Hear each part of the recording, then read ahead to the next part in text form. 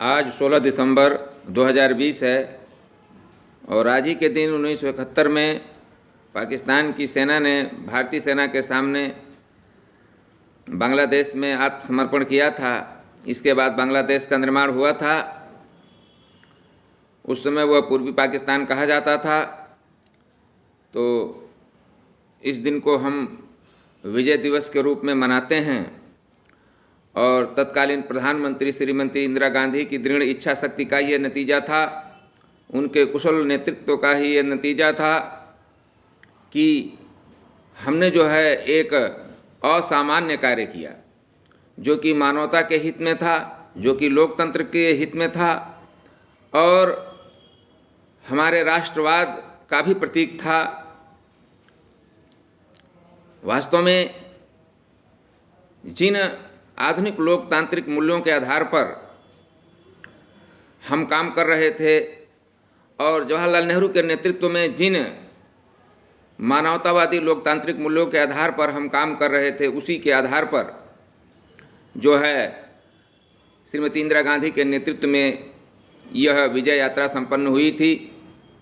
हम उदासीन नहीं रह सकते थे।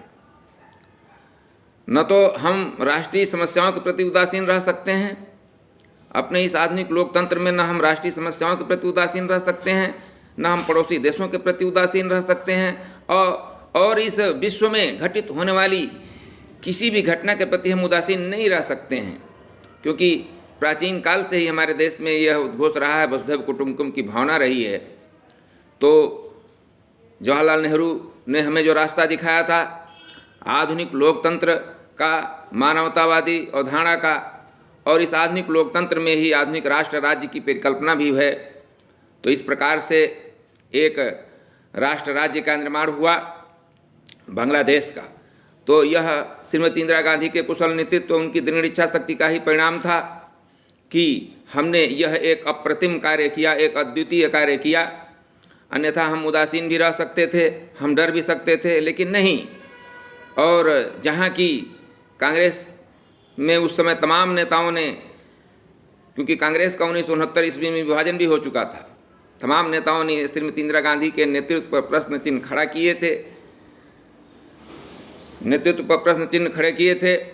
वहाँ उनको मुंह की खानी पड़ी जब उनके कुशल नेतृत्व में हमें यह विजय प्राप्त हुई। तो हम इस दिन को विजय दिवस के रूप में मनाते हैं और इससे हमें ये प्रेरणा मिलती है कि स्वतंत्रता प्राप्ति के बाद भी हम कोई भी ऐतिहासिक काम कर सकते हैं और युद्ध क्षेत्र में भी हम कोई अच्छा कार्य कर सकते हैं।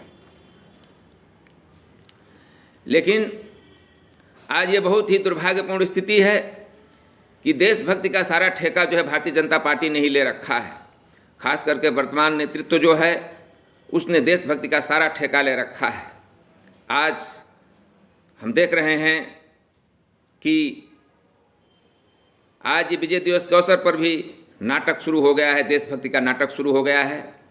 नेशनल वार मेमोरियल पर प्रधानमंत्री गए, ठीक है, वहाँ उन्होंने स्वर्णिम विजय मशाल जलाई। अच्छा है भाई, स्वर्णिम विजय मशाल जला दिया। तीनों सेनाओं के अध्यक्ष पहुँचे, रक्षा मंत्री राजनाथ सिंह पहुँचे, बड़ा अच्छा है। अच्छा है आपने जो है स्वर्णिम विजय मशाल जला दिया। लेकिन क्या श्रीमती इंदिरा गांधी का स्मरण किया और इसके बाद फिर आपका ड्रामा शुरू हो गया।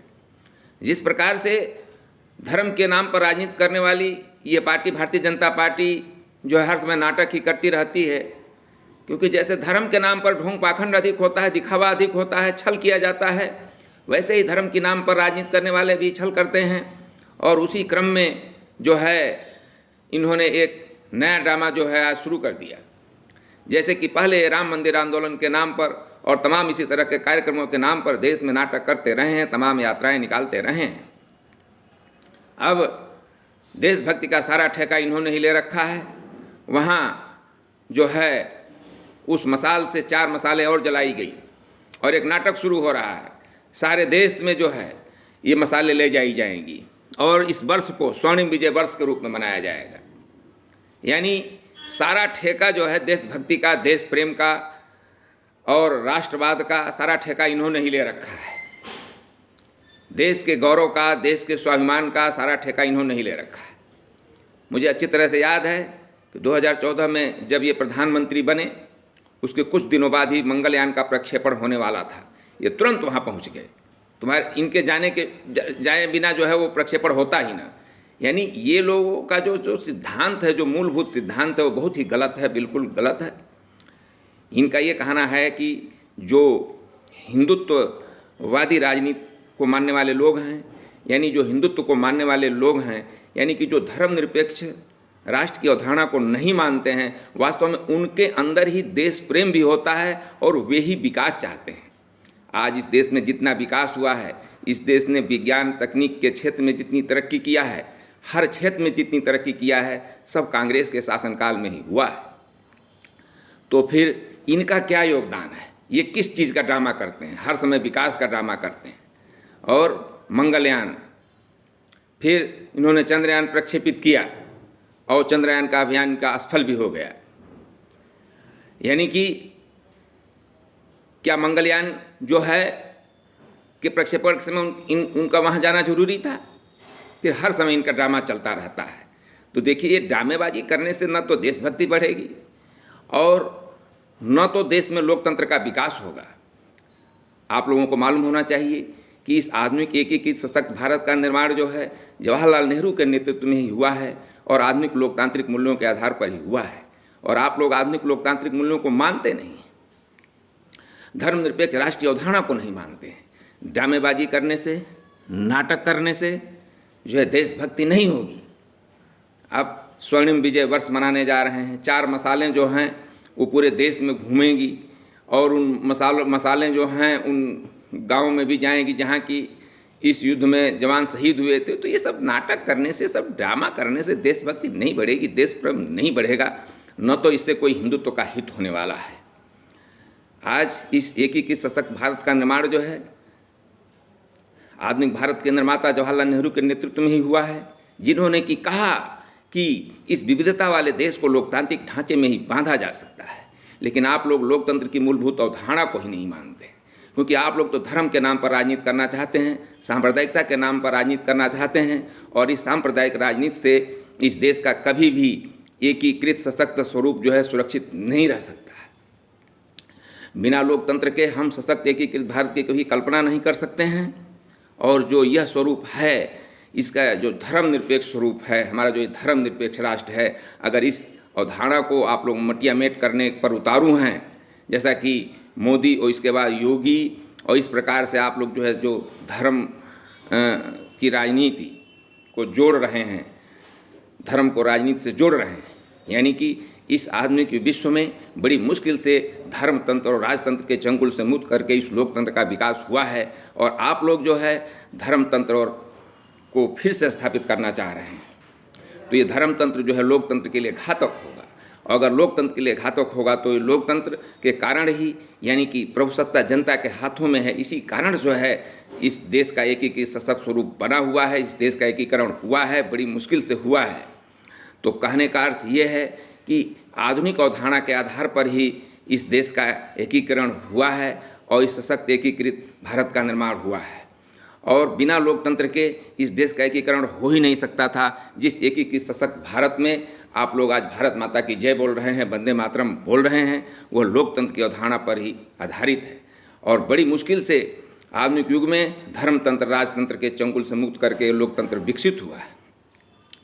लेकिन जो आप लोग धर्मतंत्र की ओर बढ़ रहे हैं और जिस प्रकार से धर्म के नाम पर ढोंग पाखंड ज़्यादा किया जाता है, छल ज़्यादा किया जाता है, वैसे ही आप लोगों का भी काम दिन रात प्रचार करना, ढोंग करना, पाखंड करना, दिखावा करना, छल करना, यही सब है। अब ये देशभक्ति का ड्रामा करने आप लोगों ने ठेका ले रखा है। अरे इंदिरा गांधी के नेतृत्व में ये जो है विजय मिली थी, तो उसका भी जो है मतलब पूरे देश में ढिढोरा पीटेंगे, क्या है। तो इस तरह से इस देश की एकता को बल नहीं मिलेगा। आप लोग जो ये दिखावा कर रहे हैं, अभी कोरोना वैक्सीन की फैक्ट्री देखने भी प्रधानमंत्री चले गए, ओवर एक्टिव प्रधानमंत्री हैं। कोई ऐसा दिन नहीं जाता जब इनका भाषण नहीं होता है। संसदीय लोकतंत्र का उपहास हो रहा है इस देश में, और ये संसदीय लोकतंत्र नहीं है। कि और किसी मंत्री को कोई बोलने का अवसर नहीं मिलता है और बस रोज़ प्रधानमंत्री, हर चीज़ का उद्घाटन प्रधानमंत्री।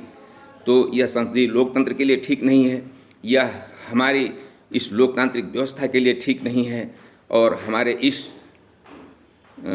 आधुनिक भारतीय राज्य के लिए ठीक नहीं है। तो मैं तो यही कहूँगा कि इस देश का भला इसी में है कि वह जवाहरलाल नेहरू के द्वारा बताए गए आधुनिक लोकतांत्रिक गणराज्य के सिद्धांतों पर ही ये देश चले, इस देश की जनता चले।